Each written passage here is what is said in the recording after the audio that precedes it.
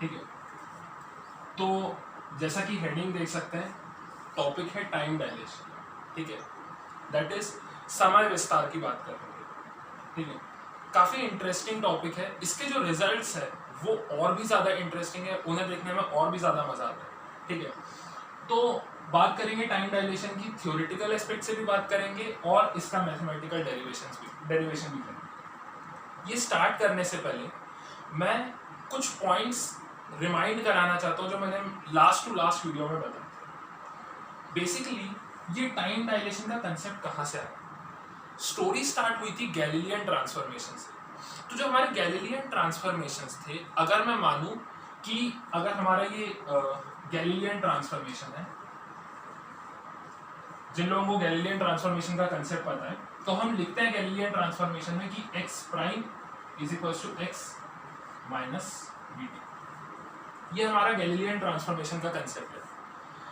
ये तब तक फ्लॉ में नहीं आता, इसमें तब तक कुछ खराबी नहीं होती जब तक हमारा एक inertial frame of reference light की वेलोसिटी से ट्रेवल करना स्टार्ट करे। तो बात कॉन्ट्रडिक्शन यहाँ से स्टार्ट हुआ था कि जब मैक्सवेल ने अपनी 4 इक्वेशन दी थी, तो लोगों का मानना था कि मैक्सवेल की चारों equation inertial frame of reference पे बदलने पे बदलती है।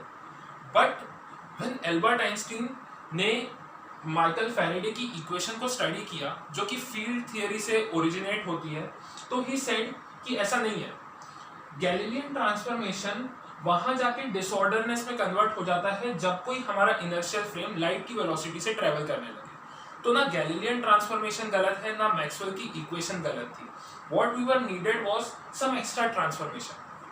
तो अगर मैं एक्स्ट्रा ट्रांसफॉर्मेशन की बात करूं तो वो है हमारा लॉरेंस ट्रांसफॉर्मेशन, ठीक है।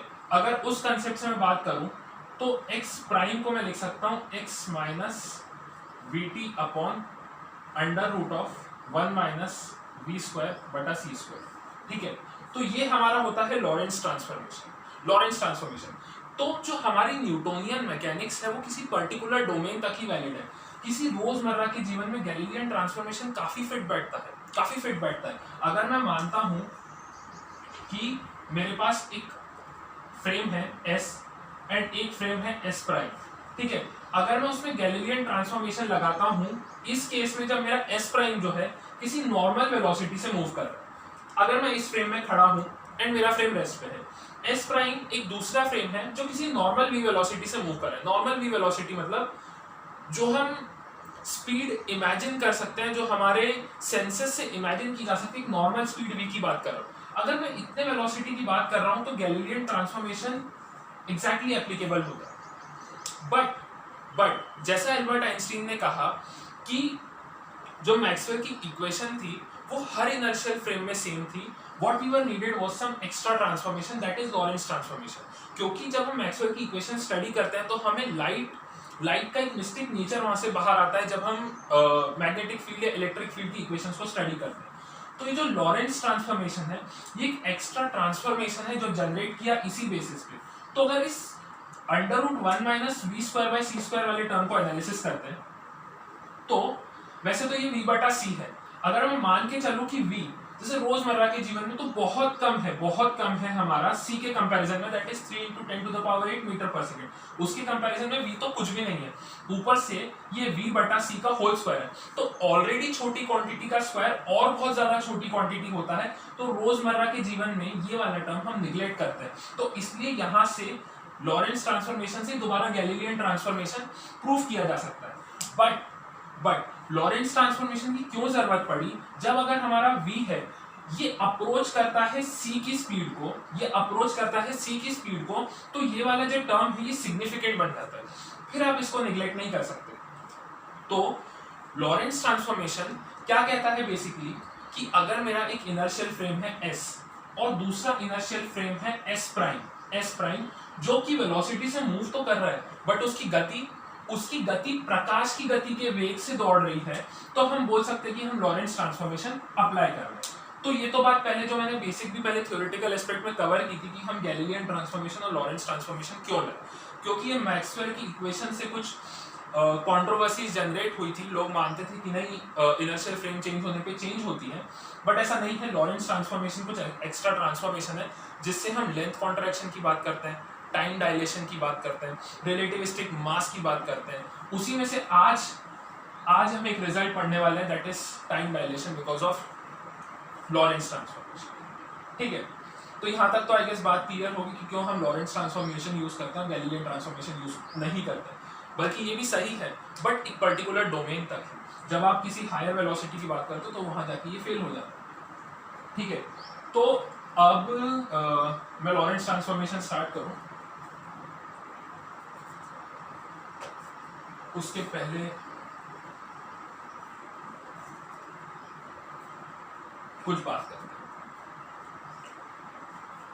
करते हैं घड़ी की।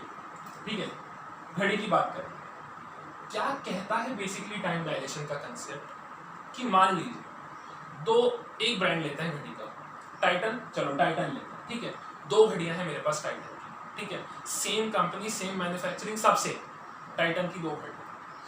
क्या कहता है टाइम डायलेशन, या क्या कहता है आइंस्टीन का जनरल थ्योरी ऑफ रिलेटिविटी का ये रिजल्ट, कहता है कि जो टाइटन की घड़ी रेस्ट पे है और जो टाइटन की घड़ी वेलोसिटी में है, तो जो टाइटन की घड़ी रेस्ट पे है, जैसे मैंने अगर घड़ी पहनी है तो मैं अगर रेस्ट पे खड़ा हूं और ये सेम घड़ी, ये सेम टाइटन की घड़ी पहन के कोई और भी वेलोसिटी से दौड़ रहा है, तो मेरे रेफरेंस से उसकी घड़ी में जो टाइम है वो काफी स्लो बीतता है। ठीक है, अब ये बात वो भी कह सकता है क्योंकि उसके रेफरेंस में मैं भी एक इनर्शियल फ्रेम ऑफ रेफरेंस में खड़ा हूं, तो वो ये बोल सकता है कि अगर मैं भी वेलोसिटी से दौड़ रहा हूं और तुम रेस्ट पे खड़े हो तो तुम्हारी जो घड़ी है वो स्लो चल रही है।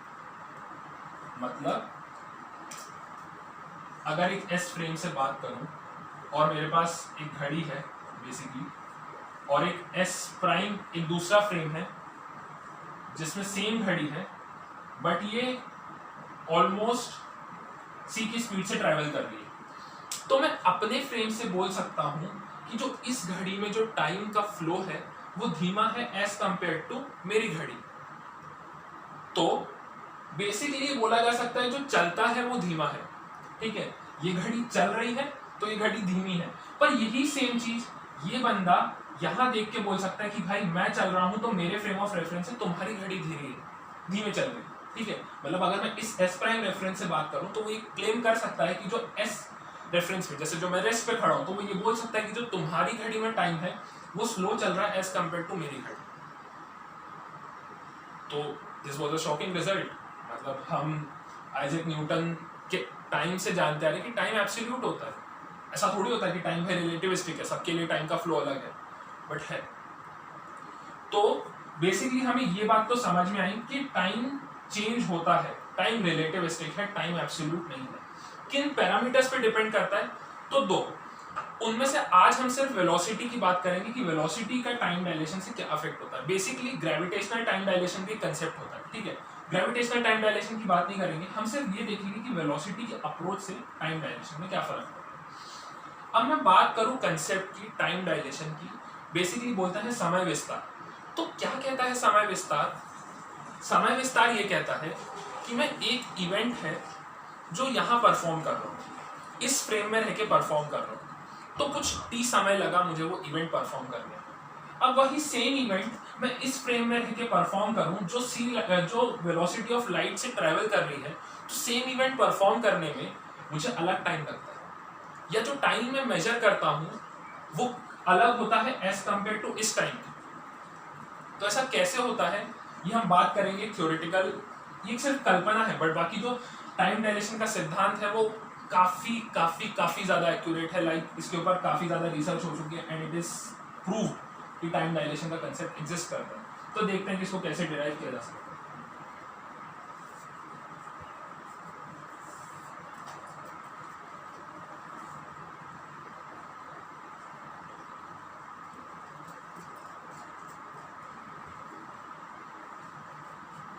ठीक है, ये थ्योरेटिकल डेरिवेशन है। ठीक है, काल्पनिक है ये, बेसिकली ऐसा हो नहीं सकता, बट एक कल्पना के द्वारा बोला जा रहा है, बट सिद्धांत काफी हद तक ठीक है। एक मिरर है M1, दूसरा मिरर है M2। ठीक है, ये पाइप है जिसका लेंथ L है। ठीक है, और ये मेरा एक इनर्शियल फ्रेम ऑफ रेफरेंस है S। अभी इन दो को भूल जाइए। ठीक है, देखना अपन क्या करते हैं। यहां मिरर से एक लाइट बीम मैंने शाइन करी, तो M1 से लाइट गई M2 तक, ये एक इवेंट हुआ, ठीक है। इवेंट 1 जो है M1 से M2 लाइट जा रही है। इवेंट 2 हुआ M2 से जब लाइट M1 में आ रही है, M2 से M1 में आ रही है, यहां तक तो कोई दिक्कत नहीं। मैं टोटल टाइम ऑफ इवेंट की बात करूं कि पूरा प्रोसेस होने में कितना टाइम लगा, तो अगर मैं इसको डेल्टा टी मानता हूं या टी नॉट मान के चलते हैं कि कितना टाइम लगा, तो time is equal to distance upon speed, ठीक है। अगर मैं स्पीड मान के चलता हूं, ये अगर c equals to speed is equals to 12 by T naught, तो मैं लिख सकता हूं T naught is equals to 12 by C, ठीक है। Speed is equals to distance by time, speed है speed of light c equals to 12 by T naught, तो T naught equals to 12 by C. मतलब जो मेरा टोटल इवेंट है एक inertial frame, एक एस फ्रेम से देख रहा हूं जो रेस्ट पे रखा है इस पाइप में, इस इवेंट को होने के लिए जो टी नॉट समय लगा that is 12 by c. Time is equals to distance by speed के कंसेप्ट से मैं बात कर रहा हूं, तो अभी तक तो कोई दिक्कत नहीं, ठीक है। एक इवेंट कंसीडर किया जो कि रेस्ट में है फ्रेम, हमने मान लिया कि जो टी नॉट है 12 बाय सी टाइम। अब एस फ्रेम से मूव करके हम एस प्राइम फ्रेम पे जाते हैं। एस प्राइम फ्रेम क्या है, जब एस प्राइम फ्रेम की बात करें तो एस प्राइम फ्रेम क्या है, जब ये पाइप किसी v वेलोसिटी से मूव करता है, ठीक है।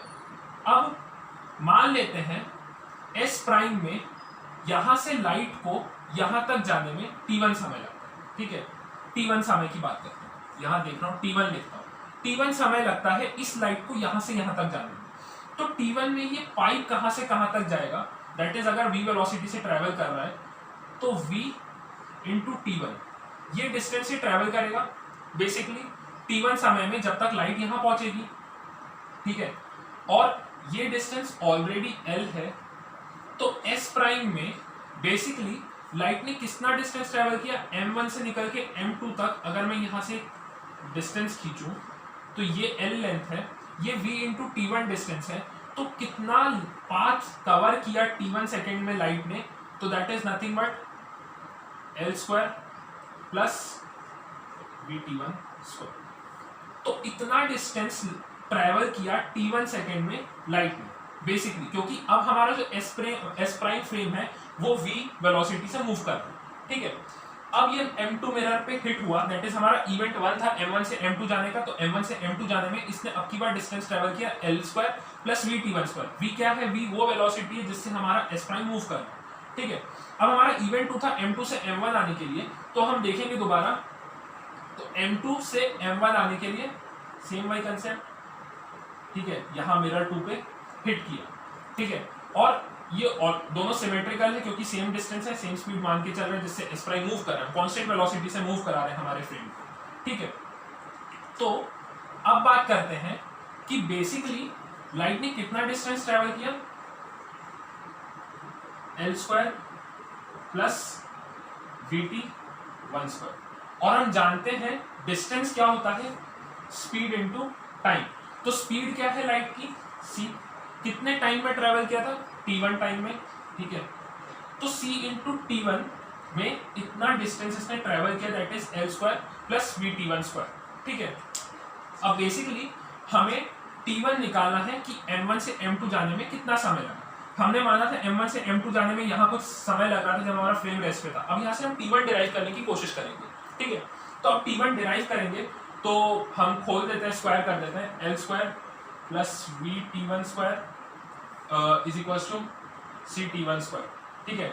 अब इसको चेंज करेंगे तो यहाँ से आएगा t1 is equals to t1 square is equals to l square upon c square minus v square. ये रिजल्ट आएगा अगर हम इसको t1 को सॉल्व करें।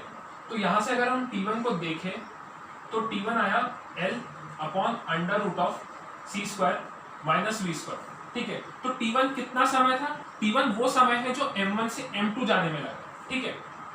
बट जो टोटल इवेंट है जिसको हम t नाम दे सकते हैं, t, टी क्या है, पूरे इवेंट को अकर होने के लिए। तो पूरे इवेंट को अकर होना मतलब m2 से m1 भी आना है, तो बेसिकली टोटल इवेंट का जो टाइम है वो 2 × t1 हो जाएगा, क्योंकि सिमेट्रिक है, v वेलोसिटी से ही मूव कर रहा है, तो बेसिकली ये t जो है ये पूरे इवेंट के अकर होने का टाइम है। तो इसको 2 × t1 कर सकते हैं, तो 2 × t1 करेंगे तो 2 × l बाय √(c² - v²), ठीक है।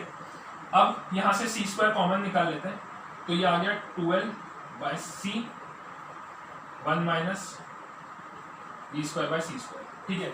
और हमने देखा था 12/c बेसिकली क्या था, 12/c वो टाइम था जो इवेंट जो टोटल इवेंट होने में लगा था जब हमारा जो s फ्रेम था वो रेस्ट पे था। तो बेसिकली 12/c क्या है, it is nothing but t0 upon √(1 - v²/c²), ये हमारा टाइम है। तो हमने रिलेशन डिराइव कर लिया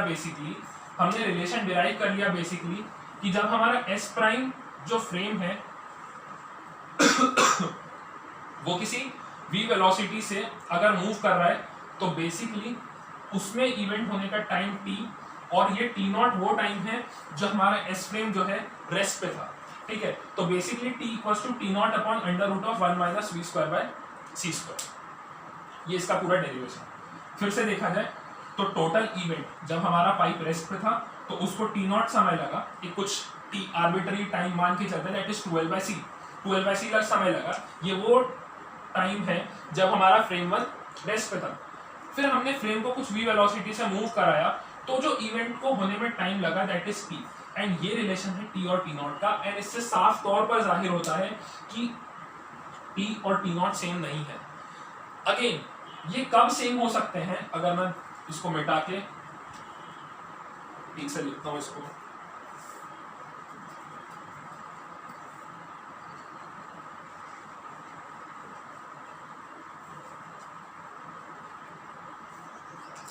अगर मैं लिखता हूं इसको t = t0 upon √(1 - v²/c²), again वही बात आ जाती है, यही लॉरेंस ट्रांसफॉर्मेशन था जो ये बोलता है कि जो t प्राइम होता है it is nothing but t - xv/c √(1 - v²/c², ठीक है। ये हम लॉरेंस ट्रांसफॉर्मेशन की मदद से बोलते हैं।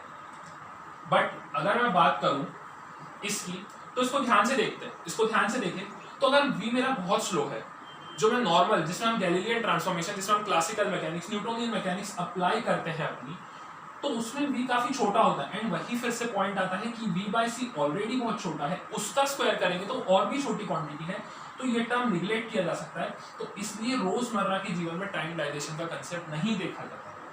ये कब सिग्निफिकेंट होता है, जब हमारा जो v है वो c की स्पीड से अप्रोच करे, जब इसकी वैल्यू इसके कंपैरिजन में आएगी तो बेसिकली एक सिग्निफिकेंट टर्म जनरेट करेगा, जिससे एक सिग्निफिकेंट वैल्यू आएगी, एंड ये t जनरेट। और विस्तार से बात करते हैं, तो अगर इस टर्म को एनालिसिस करूं तो ये टर्म हमेशा छोटा होगा 1 से, और 1 से छोटी क्वांटिटी इससे ज्यादा नंबर देगी, मतलब जो t है ये इससे हमेशा कम आएगा, t0 से कम वैल्यू आएगी, क्योंकि 1 - v²/c² हमेशा रिजल्टेंट यहाँ कम देगा। तो कहने का मतलब ये है कि कोई भी फ्रेम अगर प्रकाश के वेग से दौड़ता है या प्रकाश की गति से ट्रैवल करता है, तो उसके लिए जो समय का प्रवाह है वो धीमा है एज कंपेयर टू जो फ्रेम रेस्ट पे है, ठीक है। इसको बहुत ही अद्भुत तरीके से मैं और समझा सकता हूँ कि मान लीजिए m1 से m2 जाने में हाफ लाइट सेकेंड लगता है। क्या है हाफ लाइट सेकेंड? आधे सेकेंड में लाइट कितना डिस्टेंस ट्रेवल करती है, वो हाफ लाइट सेकेंड, मतलब लाइट 3 × 10⁸ मीटर पर सेकेंड करती है, ठीक है। मैं बोल रहा हूँ 1 सेकेंड में लाइट, अगर मैं मान के चलूँ तो लाइट ईयर जैसे हम जिसको बात करते हैं, ठीक है, कि कितना डिस्टेंस ट्रेवल किया, तो यहाँ से यहाँ जाने में लाइट को जितना समय लगा मैं 1 सेकेंड मान के चलता हूँ। तो एक पाइप हमारी जो बेसिकली है एक क्लॉक की तरह एक्ट कर रही है, यहाँ से गया लाइट, यहाँ आई, घड़ी में बजा टिक 1 सेकेंड, फिर लाइट गई, फिर आया टिक दूसरा सेकेंड। तो बेसिकली ये पाइप है हमारी घड़ी की तरह एक्ट कर सकती है अगर हम एक आर्बिट्ररी अपैरेटस मान के चलें। कि यहाँ से यहाँ तक जाने में हाफ लाइट सेकेंड है, यहाँ से यहाँ तक आने में हाफ लाइट सेकेंड, तो 1 लाइट सेकेंड, मतलब 1 सेकेंड लगता है बेसिकली। तो इस पाइप को हम क्लॉक की तरह मान सकते हैं। लाइट गई, फिर लाइट आई, 1 सेकेंड, फिर लाइट गई, फिर लाइट आई, दूसरा सेकेंड। सेम आप बात करते हैं जब यहां से ट्रेवल करना चालू किया, तो अब ये जो है ऐसा नहीं होगा, यहां से गया, फिर यहां से यहां आया, तो हुआ टिक 1 सेकेंड, फिर यहां से यहां गया, फिर यहां से आया, तो हुआ दूसरा सेकेंड टिक। मतलब अगर मेरे पास दोनों घड़ियां टाइटन की है, पर एक फ्रेम जो है मेरा रेस्ट पे है, दूसरा फ्रेम मेरा किसी भी वेलोसिटी से मूव कर रहा है, तो बेसिकली जो 1 सेकेंड का इंटरवल है इस फ्रेम के लिए अलग होगा, इस फ्रेम के लिए अलग होगा। इसी को बोलते हैं समय विस्तार। यही होता है बेसिकली समय विस्तार का कंसेप्ट। काफी अद्भुत डेरिवेशन है ये, काफी अद्भुत इक्वेशन है। ऐसे ही हम लेंथ कॉन्ट्रैक्शन की बात करेंगे, रिलेटिविस्टिक मास की बात करेंगे।